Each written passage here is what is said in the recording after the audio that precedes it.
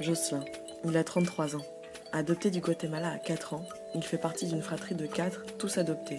Une sœur de l'Inde, l'autre du Guatemala et un frère des Philippines. Il me reçoit sur son lieu de travail à Douai. Et le temps d'une pause, on parle identité, souvenirs et projet retour.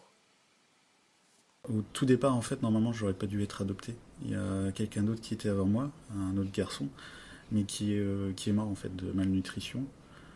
Et du coup, cet avocat, il savait je sais pas comment il connaissait ma mère, mais il savait que ma mère voulait me donner en adoption. Et du coup, voilà, et vu que en gros j'étais un peu mal en point aussi, comme l'autre garçon, j'étais en malnutrition, tout ça. Du coup, il voulait me prendre et il l'a laissé chez sa mère, du coup. Donc j'étais chez la mère de l'avocat. Ils m'ont redonné à manger, tout ça.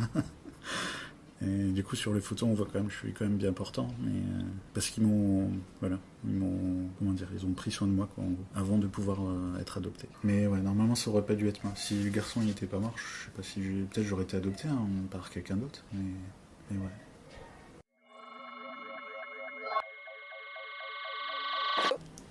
Est-ce que c'est facile pour toi de parler de ton adoption ?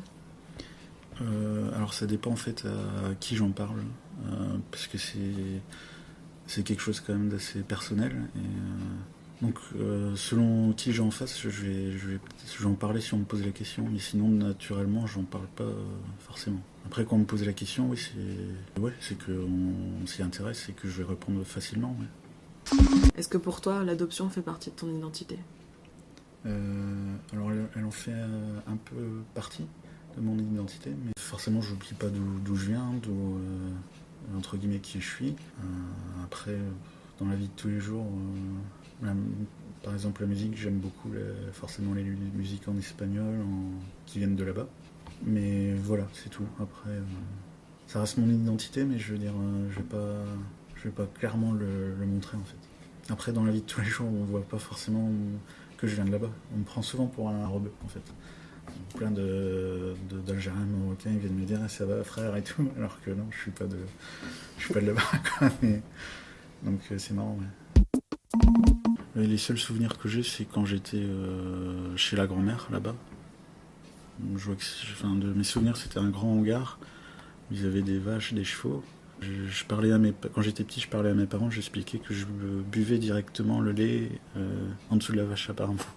Et ça, j'ai vite fait des souvenirs. Je sais qu'il y avait un cheval aussi. Et j'en ai vraiment c'est vraiment très léger. Le souvenir que j'ai de mon frère, c'était on était dans une maison, ça faisait vraiment tout dit, et je sais que je rigolais. Et je crois qu'il me faisait des chatouilles et tout, et je rigolais, et c'est le seul souvenir que j'ai de lui. Mais de ma mère, non, à part la photo, j'ai pas de souvenir d'elle en fait. Je crois que là, pour l'instant, je crois que je perds beaucoup de temps en fait. Moi, ce que j'ai peur là, maintenant que j'ai 33 ans, j'ai quand même peur en fait de me dire est-ce que c'est trop tard ou pas si je retourne au Guatemala.